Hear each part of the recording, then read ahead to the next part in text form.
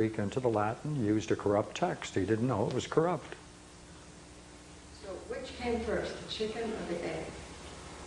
I always go for the chicken, but what? In which respect?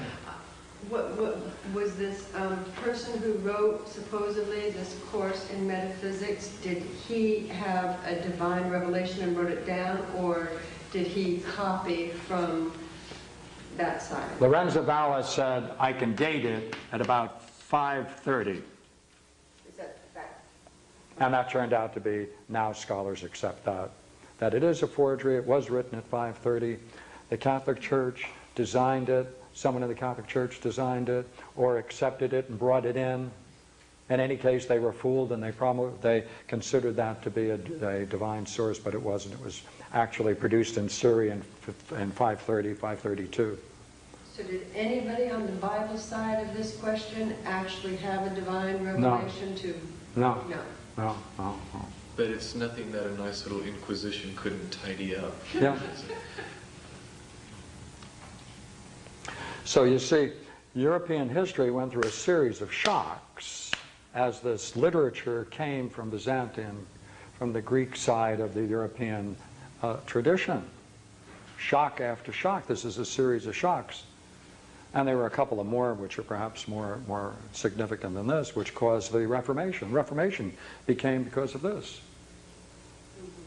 Now, one of the biggest things is that when Emperor Constantine left Rome, he moved the center of the Roman Empire from Rome to Constantinople in around 330 AD.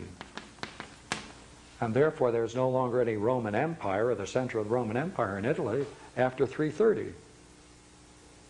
When he left a document saying he gave the right of the Catholic Church in Rome, the right to collect taxes, raise an army, and to be the sole arbitrator of religious matters throughout all of the lands to the west of that line, Italy. And therefore had the right to promulgate the faith in all of those areas. That's the basis of colonization and bringing the faith over the United States into southern South America, and promulgating it through Spain and Portugal and all of these countries. It all comes out of this one document. That Emperor Augustine left when he left Rome and went to Constantinople. He left the Catholic Church in charge, as it were. Augustine? Yeah, pardon me. Or Constantine? Constantine. I better watch my language. Watch. Emperor Constantine did that at 330. Right. This battle is still going on today. Yeah, oh yeah, yeah. By the way, Valla looked at this document and he said, excuse me, I have to tell you something again. That's a forgery. He never left it. It was made up in the 850s. It's phony. Therefore, Luther came along and said, let's see on what Valla said. The Catholic Church doesn't have any scriptural right to be the head of the Christian church. You need a new Bible. You don't need metaphysics. It's a forgery. Therefore, he said, I think I'll translate the Bible into German. And that started the Reformation in 1525, right? Natural consequence of one man's work, Lorenzo Valla. Valla is Spanish? Valla? Lorenzo? Italian, I believe.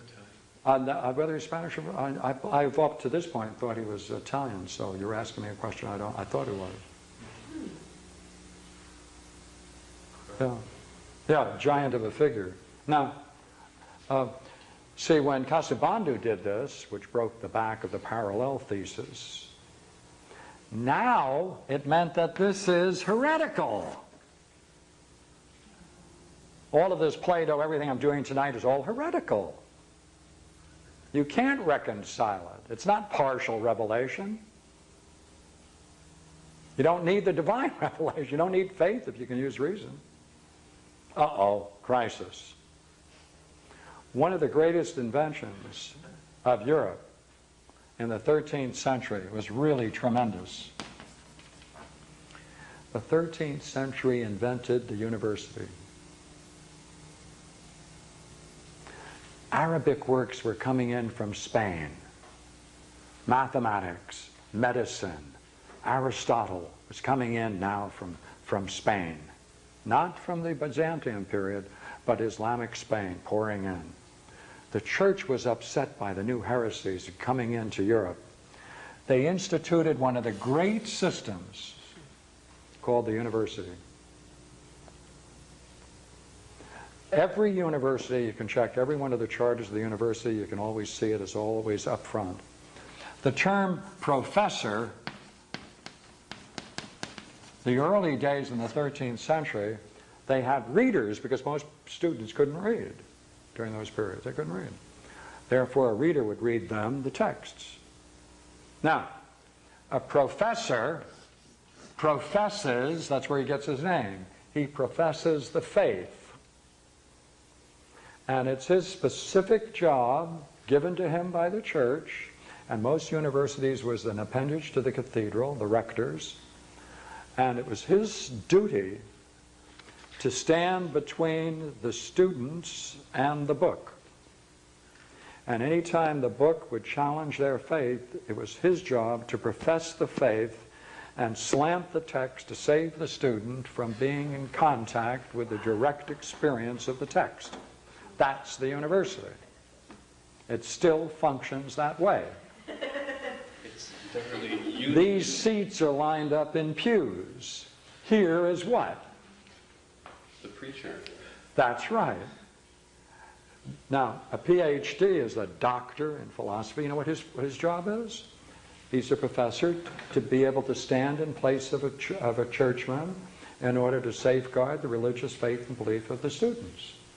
An MA, a Master of Arts, is someone who can stand in the place of a PhD and grade papers and do those things. A BA means you have the right, after you get a BA, to read some of the books by yourself. So to answer your question, you know what we did in Europe with Plato? We put it in the universities. That's the only place we teach it. And now we teach it in such a way that no one gives a two damns about it because it's watered down, made intellectual, it's lost its spiritual roots, it has nothing to do with enlightenment, it has nothing to do with the vital spiritual nature of man, and therefore we've emasculated him and hung him up to dry. That's what universities do. And you're saying that even someone like Jung, as broad-minded as he was, is still doing it. He's avoiding Platonic thought as spiritual. Yeah, but at least he's bringing in the psychological side of philosophy. Isn't that curious? But no one in philosophy today takes this psychological description of philosophy and talks about Plato in view of this. We have emasculated our own spiritual tradition. And it's far more profound, by the way, than anything in the East. Yeah. What happened to that course in metaphysics on the right-hand side of the book? Nobody reads him anymore. I mean, you can't get it is so difficult to get. was it good? Was it bad? Was it right? Oh, it's magnificent. It is some of the best and most interesting writing you can find.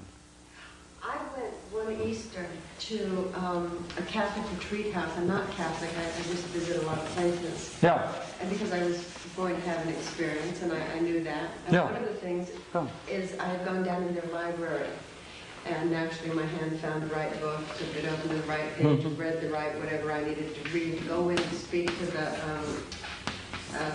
I don't even know what you call the Catholic head of this particular place.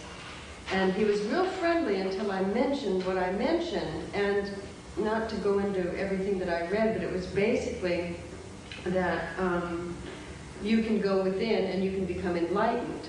And this is what that I read, and I said, now let's talk about this. And I said, now what do you call this and what do you call that? And he gave me all the Catholic names for it, which is basically